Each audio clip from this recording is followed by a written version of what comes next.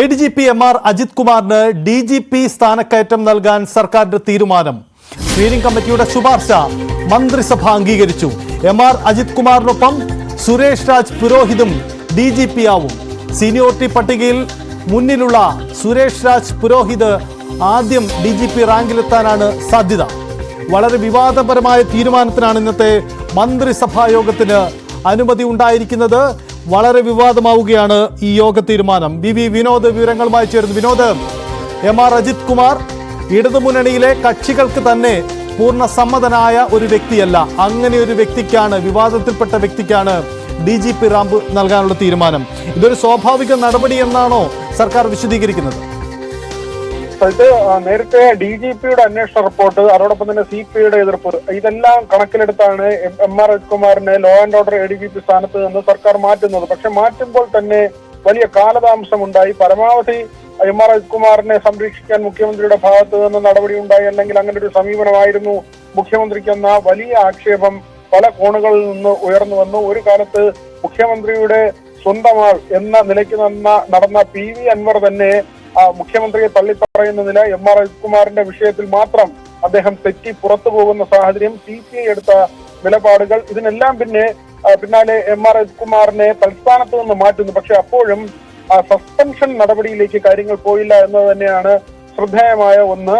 മാത്രമല്ല, ഇപ്പോൾ സ്ക്രീനിംഗ് കമ്മിറ്റിയുടെ ശുപാർശ MR അജിത് കുമാറിന് DGP സ്ഥാനത്തേക്ക് കയറ്റം നൽകാം എന്ന ആ ശുപാർശ അംഗീകരിക്കുന്ന നിലയിലേക്കാണ് മന്ത്രിസഭാ യോഗം എത്തിയത്. അല്പസമയം മുൻപ് P രാജീവ് മന്ത്രി, അദ്ദേഹം മാധ്യമങ്ങളെ കണ്ടിരുന്നു. അദ്ദേഹം പറഞ്ഞത് അത് സ്വാഭാവികമായ നടപടിക്രമമാണ്. കാര്യങ്ങൾ പരിശോധിച്ച് സ്ക്രീനിംഗ് കമ്മിറ്റി ഒരു തീരുമാനമെടുക്കുന്നു, അതിന് മന്ത്രിസഭാ യോഗം അംഗീകാരം നൽകുന്നു. കേസുകൾ നേരിടുന്നു, അല്ലെങ്കിൽ അന്വേഷണം നേരിടുന്നു, CPIയുടെ വിമർശനം, ഇത്തരം കാര്യങ്ങൾ ചൂണ്ടിക്കാട്ടിയപ്പോൾ അത് മറ്റൊരു വിഷയമാണ് എന്ന് പറഞ്ഞ് മന്ത്രി ഒഴിയുകയായിരുന്നു. ഏതായിരുന്നാലും CPI ഉൾപ്പെടെ പാർട്ടികളുടെ നിലപാട് ഇനി നിർണായകമാണ്. സജിത്ത്, വിനോദ്, ഒരു കാര്യം കൂടി, ഇനി നിലവിൽ വരാൻ പോകുന്ന DGP ഒഴിവ് എന്നത് മനോജ് എബ്രഹാമിന്റെ ഒഴിവായിരിക്കുമല്ലോ. അങ്ങനെയെങ്കിൽ ആ ഒഴിവ് എന്നാണ് നിലവിൽ വരിക? ഒപ്പം തന്നെ MR അജിത് കുമാറിനുള്ള പരിഗണന അത് എപ്പോഴേക്കും നമുക്ക് പ്രതീക്ഷിക്കാം? എന്താണ് ഇനിയുള്ള ഉദ്യോഗസ്ഥരുടെ ഒരു സ്ഥാനമാറ്റത്തിന്റെ സാധ്യത? കേഡർ തസ്തികയിലും അല്ലാതെയുമാണ് സാധാരണ നിലയിൽ DGPമാരുടെ നിയമനം നടക്കുന്നത്. കേന്ദ്രത്തിന്റെ കേഡർ തസ്തികയിൽ 4 പേരാണ് സാധാരണ നിലയിൽ ഈ DGP റാങ്കിലേക്ക് വരുന്നത്. ഒരേ സമയം തന്നെ ഒരുപക്ഷെ 8 DGPമാർ വരെ സംസ്ഥാനത്തുണ്ടായിരുന്ന സാഹചര്യമുണ്ട്. അതിൽ സർക്കാരിന് താല്പര്യമുള്ള ആൾ സംസ്ഥാന പോലീസ് മേധാവി ആകുന്നതാണ് രീതി. പൊതുവിൽ സീനിയറായിട്ടുള്ള ആളുകൾ റിട്ടയർഡായി പോവുകയോ അല്ലെങ്കിൽ അവർ സ്ഥാനമൊഴിഞ്ഞു പോവുകയോ ചെയ്യുന്ന സാഹചര്യങ്ങളിലാണ്, PRSO മറ്റോ എടുത്തു പോകുന്ന സാഹചര്യങ്ങളിലാണ് താഴെയുള്ള ആളുകൾക്ക് DGP സ്ഥാനം ലഭിക്കുന്നത്, സീനിയോറിറ്റി അനുസരിച്ച് അത്തരത്തിലുള്ള സ്ഥാനം ലഭിക്കുന്നത്. അതോടൊപ്പം തന്നെ ഡെപ്യൂട്ടേഷനിൽ പോകുന്ന സമയത്ത് സംസ്ഥാന സ്വന്തം നിലയ്ക്ക് DGP റാങ്കുകൾ നൽകാറുമുണ്ട്. ഏതായാലും DGP റാങ്കുകളിലേക്ക് വരാനുള്ളവരുടെ പട്ടികയിലാണ് മനോജ് എബ്രഹാം ഉൾപ്പെടെയുള്ളവരുള്ളത്. അടുത്ത ഘട്ടത്തിൽ MR അജിത് കുമാർ കൂടി DGP റാങ്കിലേക്ക് വരുന്നു. സുരേഷ് പുരോഹിത് കൂടി അദ്ദേഹത്തോടൊപ്പമുണ്ട്. സുരേഷ് പുരോഹിതാണ് MR അജിത് കുമാറിനേക്കാൾ സീനിയോറിറ്റി ഉള്ള ഉദ്യോഗസ്ഥൻ. പക്ഷേ MR അജിത് കുമാറിന് DGP സ്ഥാനം നൽകാൻ തീരുമാനിക്കുമ്പോൾ ഇപ്പോൾ അദ്ദേഹം കടന്നു പോകുന്ന സാഹചര്യം തന്നെയാണ് കൂടുതൽ വിവാദങ്ങൾ സൃഷ്ടിക്കുന്നത്. കാരണം ത്രിതല അന്വേഷണം നേരിടുന്നു. അനധികൃത സ്വത്ത് സമ്പാദനം ഉൾപ്പെടെ ഉള്ള കാര്യങ്ങളിൽ അന്വേഷണം നേരിടുകയാണ്. മാത്രമല്ല, അദ്ദേഹത്തിന് അനുകൂലമായി ചൂണ്ടിക്കാട്ടുന്ന കാര്യം FIR രജിസ്റ്റർ ചെയ്തില്ല. അവിടെയാണ് സർക്കാരിന്റെ നിലപാട് വിമർശന വിധേയമാകുന്നത്. എന്തുകൊണ്ട് FIR രജിസ്റ്റർ ചെയ്തുള്ള അന്വേഷണത്തിലേക്ക് പോയില്ല? DGPയുടെ പ്രാഥമിക പരിശോധന കഴിഞ്ഞു, വീണ്ടും DGPയെ ചുമതലപ്പെടുത്തിയിരിക്കുകയാണ് അന്വേഷണത്തിന്. അതിന് ഒരു സമയപരിധി നിശ്ചയിച്ചിട്ടില്ല.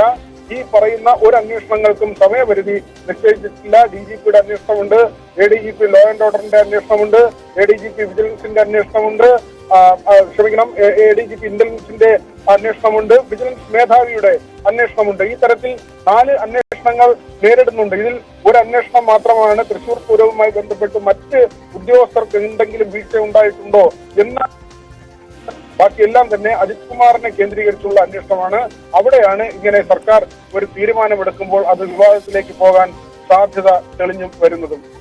വിനോദ്, ഒരു കാര്യം കൂടി, ഈ സർക്കാർ പ്രതിപക്ഷത്തെ സംബന്ധിച്ച് സർക്കാരിനെതിരെ പ്രയോഗിക്കാനുള്ള ഒരു വലിയ ആയുധമാണല്ലോ ഈ തീരുമാനത്തിലൂടെ ഉണ്ടാവുന്നത്. ഇതിനകം തന്നെ ആരോപണ വിധേയനായ ഉദ്യോഗസ്ഥന് സ്ഥാനക്കയറ്റം നൽകുന്നതിലൂടെ സംഘപരിവാറുമായി അല്ലെങ്കിൽ BJPയുമായുള്ള ഒത്തുകളി, അത്തരം ആക്ഷേപങ്ങൾ കോൺഗ്രസ് കേന്ദ്രങ്ങൾ ഇതിനകം തന്നെ ഉയർത്തിക്കഴിഞ്ഞു, അല്ലേ? തീർച്ചയായും നേരത്തെ തന്നെ തൃശൂർ പൂരം അലങ്കോലപ്പെട്ടതുമായി ബന്ധപ്പെട്ട് ഉയർന്നു വന്ന ആരോപണം, തൃശൂർ പൂരം നടക്കുന്ന ദിവസം തന്നെ MR അജിത് കുമാർ സ്ഥലത്തുണ്ടായിരുന്നു, എന്നിട്ടും അദ്ദേഹം അതിൽ ഇടപെട്ടില്ല. താരതമ്യേന ജൂനിയറായ അങ്കിത് അശോക് എന്ന കമ്മീഷണറെ അതിന് ചുമതലപ്പെടുത്തി. അവിടെ കാര്യങ്ങൾ വഷളാകുന്നു എന്ന വിവരം അറിയുമ്പോഴും ആ സ്ഥലത്തുണ്ടായിരുന്ന MR അജിത് കുമാർ ഇത് പൂർണ്ണമായും വഷളായ ശേഷം അവിടെ വിട്ടു പോവുകയായിരുന്നു. അദ്ദേഹത്തിന്റെ ആ സാന്നിധ്യം തന്നെയാണ് പൊതുവിൽ സംശയത്തിന് ഇട നൽകിയതും ആ തരത്തിലുള്ള ആരോപണങ്ങൾക്ക് ഇടവരുത്തിയതും. അദ്ദേഹം എന്തിനവിടെ ക്യാമ്പ് ചെയ്തു, എന്നിട്ടും ഈ കാര്യങ്ങൾ വഷളാകുമ്പോൾ ADGP ലോ ആൻഡ് ഓർഡർ സ്ഥാനത്തുള്ള ഒരു ഉദ്യോഗസ്ഥൻ എന്തുകൊണ്ട് അതിൽ ഇടപെട്ടില്ല എന്ന ചോദ്യമാണ് പ്രധാനമായും ഉയർന്നത്. അതിനു മുൻപാണ് അദ്ദേഹം റാം മാധവിനെ പോലുള്ള RSS നേതാക്കളുമായി കൂടിക്കാഴ്ച നടത്തുന്നത്. 2 RSS നേതാക്കളുമായി, തൃശ്ശൂരും തിരുവനന്തപുരത്തുമായി, ഹൊസബലയുമായും റാം മാധവുമായും അദ്ദേഹം അടുത്തടുത്ത ദിവസങ്ങളിൽ കൂടിക്കാഴ്ച നടത്തുന്നു. ഔദ്യോഗിക വാഹനം ഒഴിവാക്കിക്കൊണ്ടാണ് അദ്ദേഹം ഈ കൂടിക്കാഴ്ച നടത്തിയത്. ഈ കൂടിക്കാഴ്ച എന്തിന് എന്ന് വ്യക്തമല്ല എന്ന കാര്യമാണ് DGPയുടെ റിപ്പോർട്ടിൽ ചൂണ്ടിക്കാട്ടിയിരുന്നത്. ഇത്തരം സാഹചര്യങ്ങൾ നിലനിൽക്കുമ്പോഴാണ് അദ്ദേഹത്തിന് DGP റാങ്കിലേക്ക് ഉയർത്താനുള്ള സർക്കാരിന്റെ തീരുമാനം, സ്ക്രീനിംഗ് കമ്മിറ്റിയുടെ ശുപാർശ സർക്കാർ അംഗീകരിച്ചിരിക്കുന്നത്. അതാണ് വളരെ പ്രധാനപ്പെട്ട കാര്യം. എന്തായാലും വളരെ വിവാദമാവുന്ന തീരുമാനമാണ് ഇക്കാര്യത്തിൽ ഉണ്ടാവുന്നത്.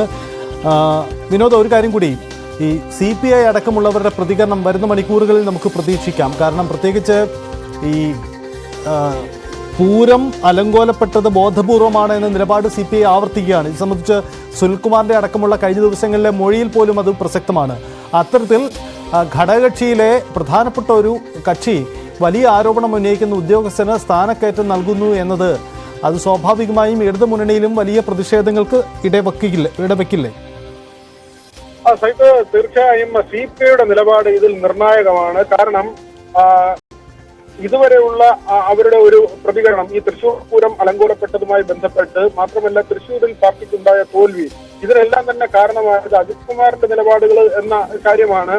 ആ നിലയ്ക്ക് പരിശോധിക്കുമ്പോൾ തീർച്ചയായും CPI ഇതിൽ ഒരു കൃത്യമായ നിലപാട് എടുക്കാനുള്ള സാഹചര്യം അത് നിർണായകമാണ്. കാരണം ബിനോയ് വിശ്വമാണ് ഇതിൽ ഒരു തീരുമാനം. ആത്യന്തികമായി CPIയുടെ നിലപാട് പറയേണ്ടത് അദ്ദേഹമാണ്. പ്രകാശ് ബാബുവിന്റെ പരാമർശങ്ങളെ പോലും വിലക്കുന്ന ഒരു സമീപനം നേരത്തെ ബിനോയ് വിശ്വത്തിന്റെ ഭാഗത്തു നിന്ന് ഉണ്ടായിരുന്നു. അതുകൊണ്ട് തന്നെ ഏറ്റവും പ്രധാനമായി വരുന്നത് ബിനോയ് വിശ്വത്തിന്റെ ഭാഗത്തു നിന്നുള്ള നിലപാടാണ്. ഏത് സാഹചര്യത്തിലായ ഈ ഒരു സാഹചര്യത്തിൽ ഏത് തരത്തിലാകും അദ്ദേഹത്തിന്റെ പ്രതികരണം എന്നത് കാത്തിരുന്ന് കാണേണ്ടതാണ്. ഏതായിരുന്നാലും DGP തസ്തികയിലേക്ക് അടുത്ത് വരുന്നത് സുരേഷ് പുരോഹിതും അതോടൊപ്പം തന്നെ MR അജിത് കുമാറുമാണ്. സജിത്ത് സൂചിപ്പിച്ചതുപോലെ മനോജ് എബ്രഹാം എല്ലാം അതിന് താഴേക്ക് വരുന്ന ഉദ്യോഗസ്ഥരാണ്. ഒരുപക്ഷെ DGP റാങ്കിലേക്ക് എത്തിയാൽ കൂടുതൽ കാലം ആ പദവിയിൽ ഇരിക്കാൻ കഴിയുന്ന ആൾ മനോജ് എബ്രഹാം ആയിരിക്കും. കാരണം അദ്ദേഹം ഇപ്പോൾ ADGP ആണ്. അദ്ദേഹത്തിന് കൂടുതൽ കാലം ഒരുപക്ഷെ DGP പദവിയിൽ തുടരാൻ കഴിയുന്ന ഉദ്യോഗസ്ഥൻ മനോജ് എബ്രഹാം ആയിരിക്കും, അദ്ദേഹത്തിന്റെ പ്രായം കണക്കാക്കുമ്പോൾ. ഏതായിരുന്നാലും ഇപ്പോഴുള്ള ഈ സ്ക്രീനിംഗ് കമ്മിറ്റിയുടെ ശുപാർശ അനുസരിച്ച് 2 പേരെ DGP തസ്തികയിലേക്ക് ഉയർത്താനുള്ള തീരുമാനം. ഇതിൽ ഒരാളായി MR അജിത് കുമാർ വരുമ്പോൾ അത് വലിയ വിവാദം ഉണ്ടാക്കുന്ന തീരുമാനമായി മാറുകയാണ്. വളരെ വിവാദമാകുന്ന തീരുമാനമാണ് ഇന്ന് മന്ത്രിസഭാ യോഗം കൈക്കൊണ്ടിരിക്കുന്നത്.